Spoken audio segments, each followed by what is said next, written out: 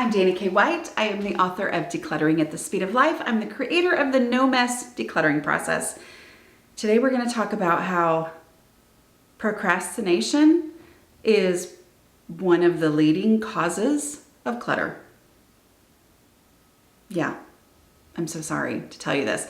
I'm going to give you an example from my own life, from my own bedroom, after a recent remodeling project. So I talk a lot about procrasticlutter.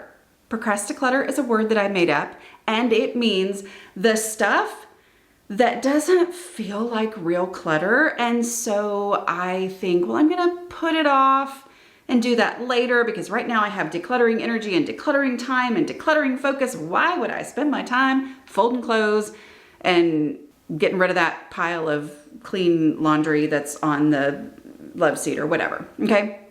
I put it off and then I work on decluttering and then the space still makes me go, it doesn't look that good in here, which then zaps my decluttering energy and keeps me from wanting to declutter again in the future because I'm like, well, it didn't make that big of a difference. Well, it's because I had all this procrasticlutter laying around.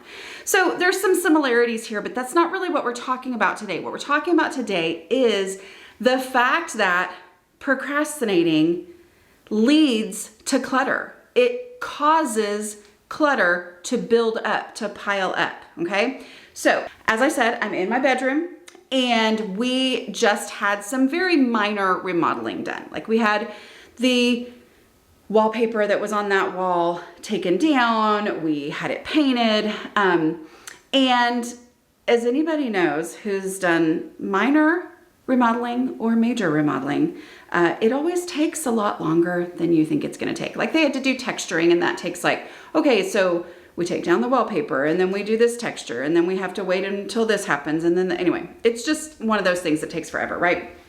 And so you kind of get used to living in limbo for a while. And then our bathroom was done as well. And so things were just very out of whack for a while. And one of the things that was done, I'm guessing that the guys who did the actual painting, they moved furniture out of this room into the room that's next door. Well, then that made things hard to access. And it was like, oh yeah, I gotta move furniture now. And they took the rug because they painted the ceiling and they didn't want to get it messed up. I'm very thankful for that. But they took the rug that was under the bed and rolled it up and set it over next to the wall over there. And it was kind of blocking that room where they had shoved things, but it was fine, right? Like, okay, that had to be done. I get it. But then I just lived with it for a while because I dreaded dealing with that rug. Because we have one of those beds that does the bzz, bzz, bzz, bzz thing, you know what I'm talking about. And so it is really, really heavy and pretty unwieldy. So like I cannot lift the bed on my own. I can't lift, one end of it. And even when you lift one end, it's kind of like wonky and weird. So I had been dreading dealing with the rug because I knew we would have to lift the bed and then I've got to remember to, ask my husband for help when he's home and all that kind of stuff, right? And so it was just something that I procrastinated on and then wouldn't think about. I mean, yes, the rug was blocking that door and I maybe tripped barely ever, like maybe 7, 18 times while it was there, but I just got used to it because that's how I roll. I get used to these things. And so I would think about it, I don't feel like doing that right now, or oh, I can't do that right now. And so I would just put it off and put it off. But the reality is that as long as that rug was there, we were living in limbo. That mirror over there is one that I had purchased, had ordered, and it had come in, and I didn't put it up because it didn't make sense to put it up until I actually, put the room back together. So as long as I hadn't taken the mirror out of the package, I didn't actually know, was this mirror broken or, did it get here in one piece or not? I have no idea, which made me nervous, which made me put it off longer because I just didn't want to have to face that and deal with it, right? It's this whole thing that happens, right? So a little bit of procrastination leads to a lot of procrastination.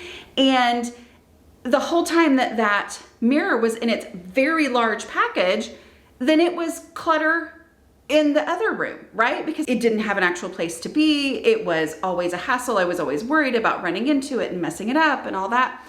And that chest of drawers was also shoved in that room. So it was also without a real home. It was clutter as well.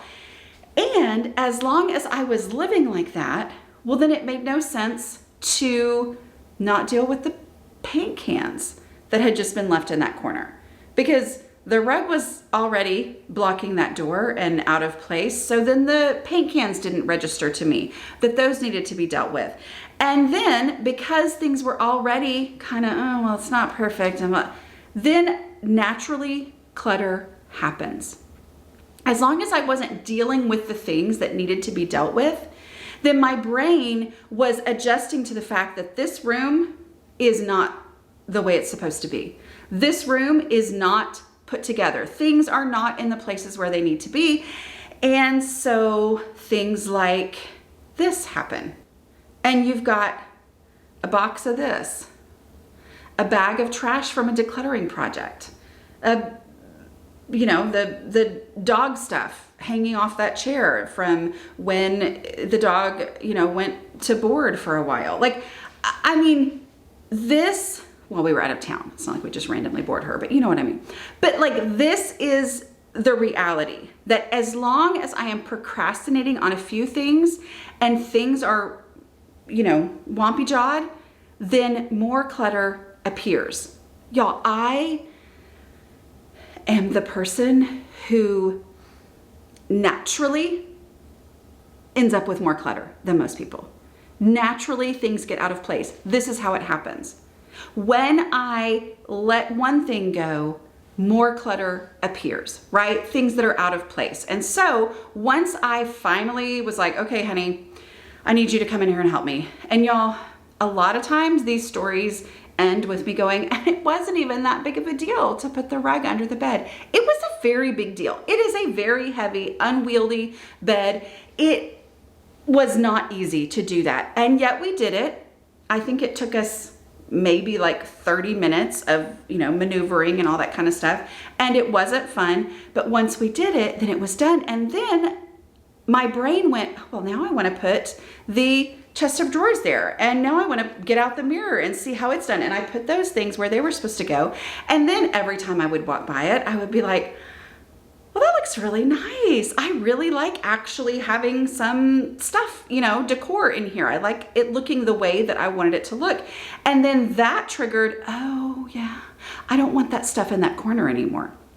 I want to actually deal with that stuff, which took all of a very few minutes. And y'all, I ended up finding in one of those boxes there, this black tank top that I had literally been looking for the entire time that had been there. I don't know how long it had been. Obviously it was, somewhere during this whole remodeling process, but I had been looking for that and I had been irritated. I'm like, why can't I find it? Y'all, it was right in front of my face. But as long as it was just in this random place, I had no idea where it was because I was never going to go looking through that stuff. I don't know. That's just not where it was supposed to be. And so my brain was not even registering where it was.